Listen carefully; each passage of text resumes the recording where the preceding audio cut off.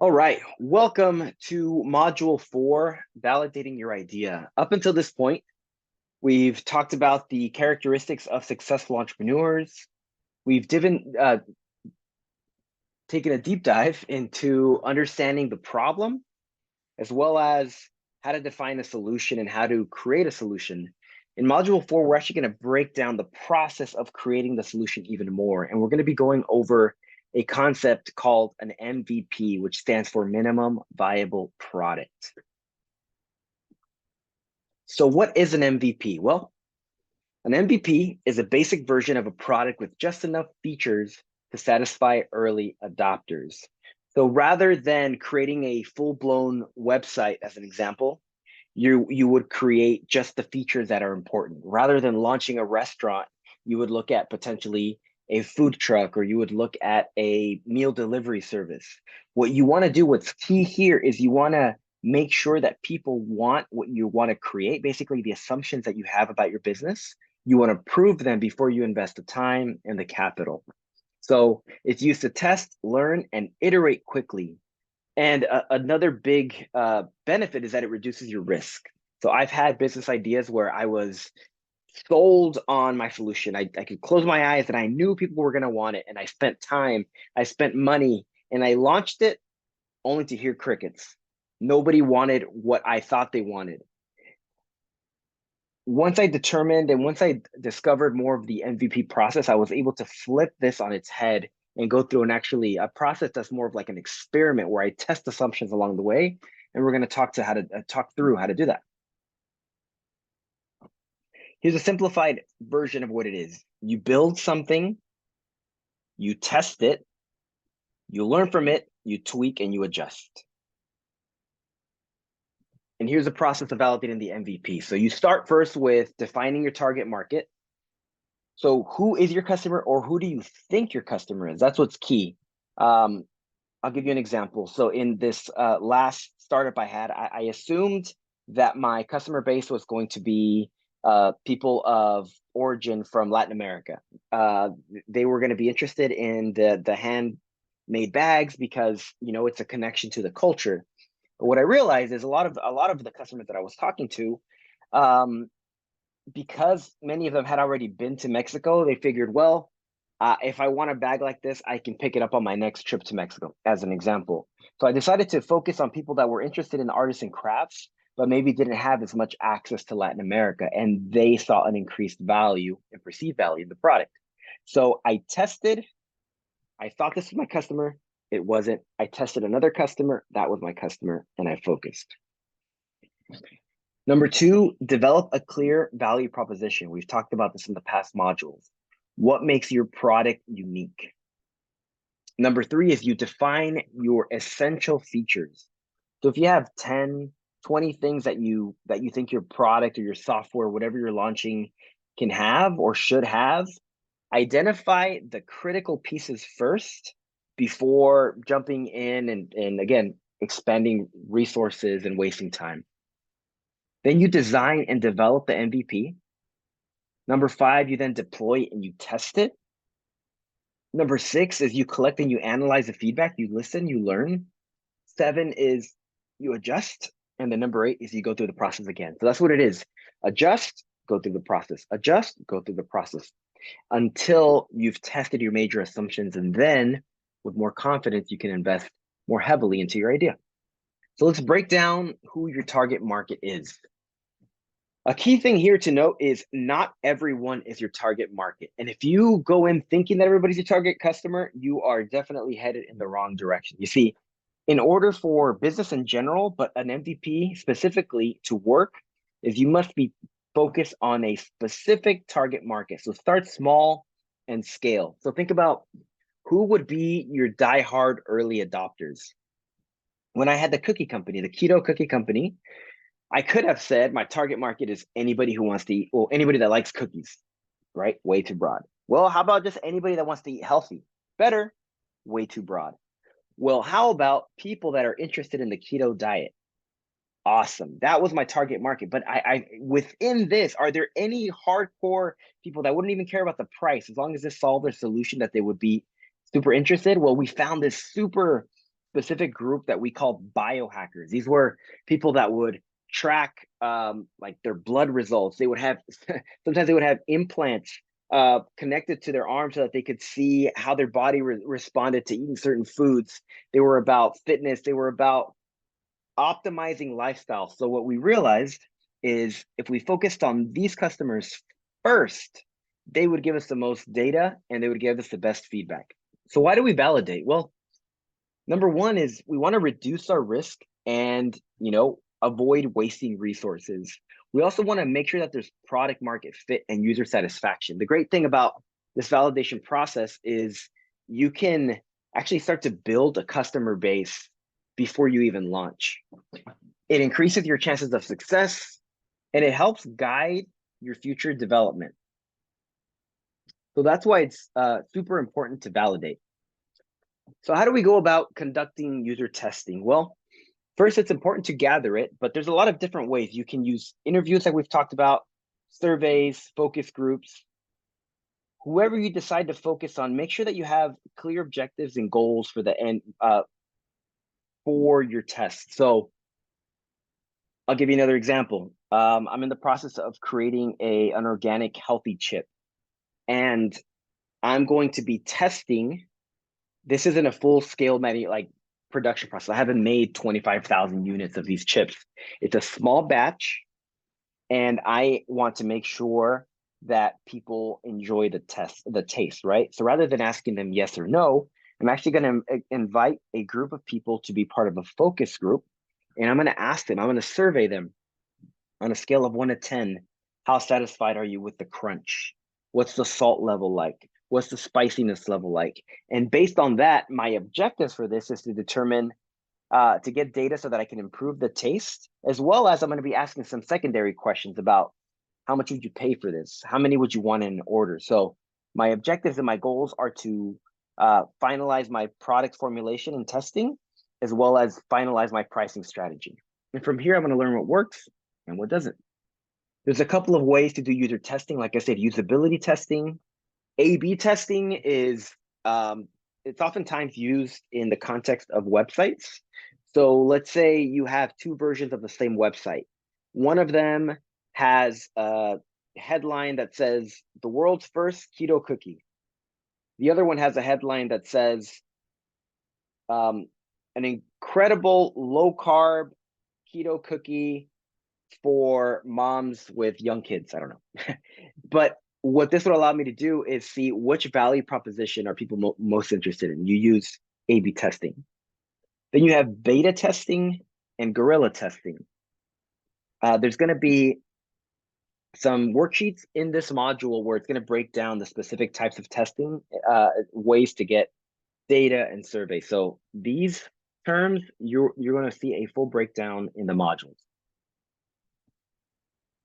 But first, when you do decide, however you decide to test, you want to make sure that you're getting quality feedback. So how do you do that? Well, for one is you want to make sure that your surveys are well designed, and you want to create a comfortable environment. A lot of times it's actually recommended that you don't record the survey. So if you're sitting with somebody and you ask, hey, may I record this? It immediately brings up walls and you won't get a relaxed, honest answer to your questions sometimes. A lot of times it's better just to have a notepad and say, hey, would you mind if I took some notes along the way? You also want to create rapport. You want to form a bond before you go into the questions that you're going to be asking. In order to create effective surveys, you want to make sure that you have clear objectives. You want to make sure that it's short and simple.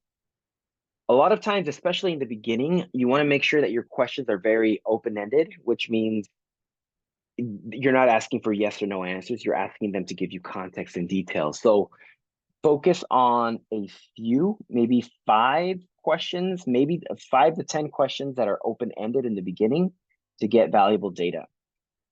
Mixed question types. So once you're past the first open-ended part of your survey, you can ask more demographic type questions. You can just switch up so that you can have that variety. You want to test it, and you can even offer incentives. Some people do Amazon gift cards, some people do coffee. There's just a lot of ways that you can create incentives for this. So what do you do? once you have data on your MVP and you have feedback, well, the first thing is you want to listen, you want to be flexible, but you also want to prioritize changes and improvements. So rather than if you have a list of 20 things you want to fix, you need to, like we talked about in module 1, successful entrepreneurs know how to focus and they know how to prioritize. So look at your list, find maybe the 1 or 2 things that you want to tweak, adjust, and then test again. So implement changes while keeping your core value proposition. You don't want to completely change the business that you're in or your business model. You want to just tweak. You want to test with a small group of potential customers. Here's where a lot of the value comes in. Like I said, besides getting feedback about your business idea so that you can tweak, you're going to be involving people early in the process so they feel a sense of ownership.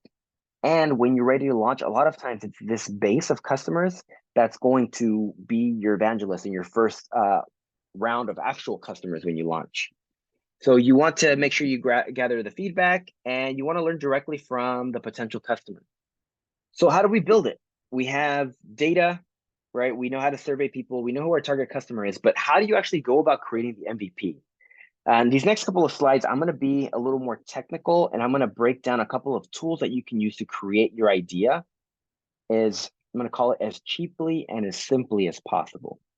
So number one, the simplest way is a paper and a pencil. You'd be surprised how many business models, how many ideas can be done just through a simple mock-up. This is an example of a website wireframe with just on paper and pencil. So don't ever underestimate the power of that. Now, if you want to get a little more advanced, there are mocking and prototyping tools. So I'm going to go through these, but you have Sketch, Figma, Adobe, and InVision. And these are tools, for example, Figma, you can create like mock-ups of websites without actually knowing how to code. So you can create prototypes that work like a website. Web development. For web development, you have tools, and there's going to be links to these. So again, check out the module. You're going to be able to link specifically to these tools. But for web development, we have WordPress, Webflow, Wix, Squarespace. Personally, I like WordPress because it's very simple to set up. A lot of times, even through GoDaddy, if you buy a URL, you can upgrade to a cheap WordPress where you click a button, it'll build a website for you. But all of these here are simple ways to develop a website. Here's an example of WordPress. Now, what if you wanted to develop an app? Well, we have Flutter, which is a UI toolkit from Google that allows you to basically code apps without knowing how to code. Then you have React Native, which is a framework developed by Facebook. So if you notice, Google, Facebook, a lot of these big companies create their own software to encourage people to create mobile apps that they can then use in conjunction with their services. This is Flutter, build apps for any screen. So anybody can go through and pretty much create a mock-up without having to know how to code. Now, what if you don't have to build a website or you don't have to build an app? One of my favorite ways is by using what's called a landing page. And basically a landing page is a one-page website where the objective is to get people to do one thing. I've done different types of landing pages throughout different concepts that I've launched. You can use software like Unbounce, for example, Instapage, Lead Pages. And this is a really, landing pages are a great way to test if, let's say you wanted people to sign up for an email list, or let's say you wanted people to see if your product was going to work. So let me give you a practical example. Going back to the cookie example, one of the things that we did was I liked it, my best friend and his mom, they all liked it. And we wondered, would anybody else like it? So we took the cookie and created a one-page website. It wasn't even with these tools. It was even a simpler version of that. And it said the world's first keto cookie with a picture of a cookie and a button to buy. That was a landing page. Based on that, people clicked and then they actually bought the cookie. The buying is what showed us that people were interested. But this is an example, Unbounce. It's pretty simple to use. I mean, from the time that I started doing this a couple years back, the technology's gotten way better and it's so much easier to use. Now, surveys, user feedback. Well, we have Google Forms, SurveyMonkey, Typeform. There's a lot of free tools to collect data. So now let's get into examples. One of my favorite examples of an MVP is Zappos. So Zappos sells shoes online. But before they did this, the owner, the founder wondered, the assumption was it's clothing. People don't want to buy clothing, especially shoes online. How are they going to fit? Are people willing to do it? Well, this guy decided to test it by going to retailers that had shoes and saying, look, I have this idea where I want to sell shoes online. Can you let me come in and take a picture of all of the shoes that you have, of all of your inventory? And I'll put the pictures on my website. If it sells, I will come back and buy the shoe from you at retail and ship it. And guess what? It worked. People started buying the product. He would buy it retail and then ship it. His point at that time wasn't about profit or anything like that. It was about ensuring product customer fit. And he did it in the most simple way possible. He didn't have to spend anything on shoes, on the inventory. It was just a picture and outreach to people.